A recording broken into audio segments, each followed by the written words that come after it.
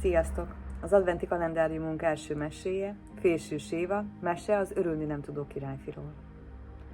Túl a ködbe borult kék hegyeken élt egyszer egy kis királyfi. Olyan magas palotában lakott, hogy a toronyból elérte az esthajnalcsillagot. Kertje pedig akkora volt a palotának, hogy a leggyorsabb lovon is csak 3 nap alatt lehetett megkerülni. Ennek a kis királyfinak élete első pillanatától fogva mindene megvolt, amit csak szeme szája kívánt. Mégis szomorúság uralkodott a palotában, mert a királyfi sohasem nevetett. Egykedvűen üldögélt csodálatos játékai között. Unottan sétált el a kerti virágok mellett, és eltolta maga elől a csibecombot, amit frissen rántott ki az udvari szakács. Az öreg király meg a királyné azt sem tudták már, mit tegyenek, hogy gyermeküket mosolyra bírják. Csörgősipkás bohócokat fogadtak.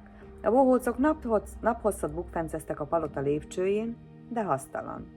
Akkor meg csodadoktorokat hívtak, tele lett a királyi ház orvosságszaggal.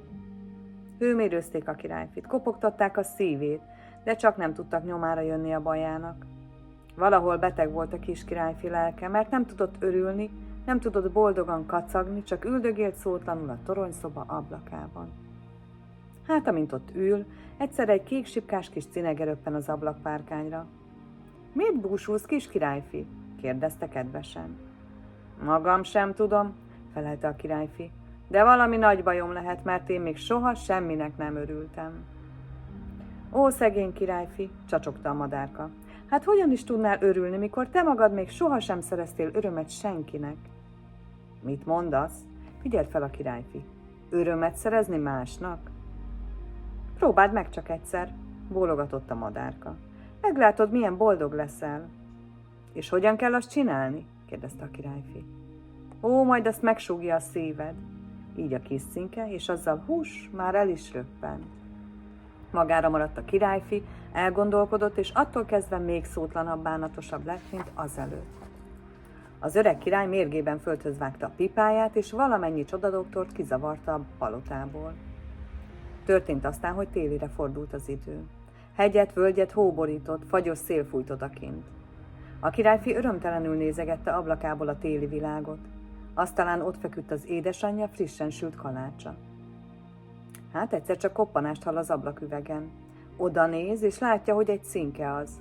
De nem a régi ismerős, hanem egy másik, annak didergő, éhes testvérkéje. Messziről jöhetett, talán a legmélyebb völgyeket is bejárta ennivaló után, de mit tegyen a szegény madárka, ha mindent jég és hót akar? Éhesen nézte a kis madárkoldus az üvegen át a kalácsot. És akkor a királyfi valami melegséget kezdett érezni a szíve táján. Valami nagyon furcsát, mintha bizony szeretné ezt a kis semmi madarat. Elfeledkezett mindenről, bohócokról, doktorokról, patikáról, kitárta az ablakot, és szórni kezdte telemarakkal a cinkének a kalácsmorzsát úgy, hogy ez alig győzte megenni. 3 szempillantást telt belé, tele lett az ablakpárkány morzsát szedegető éhes madárkákkal. Ott tülekedtek, ugrabugráltak örömükben az erdő szegénykéi.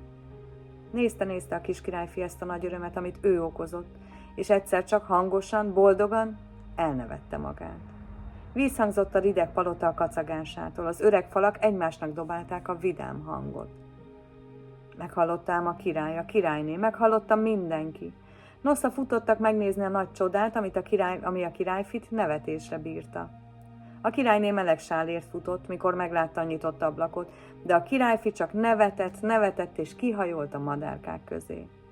Azok vállára, karjára szálltak, színes tollacskáikat borzolgatták, csiviteltek, apró tenyeréből vígan eszegettek. Ó, nézzétek, hát milyen boldogok! Kacagott a királyfi, és érezte, hogy rejtek helyén a szíve melegebben dobog. Körülötte pedig nevetni kezdett mindenki, mosoly derült az arcokon, mosoly a szemekben. És attól kezdve mindig csilingelt a nevetés a palotában, mert a kis királyfi nem várta többé, hogy kedvét keressék, hanem azt leste, ő mivel tud valakinek örömet szerezni. Mások örömében pedig megtalálta a saját boldogságát, ami olyan nagy dolog volt, hogy a világ is szebbre változott körülötte, és olyan egyszerű, hogy egy madárkától is meg lehetett tanulni. Itt a vége. Fussál véle. Jó éjszakát nektek, szép álmokat!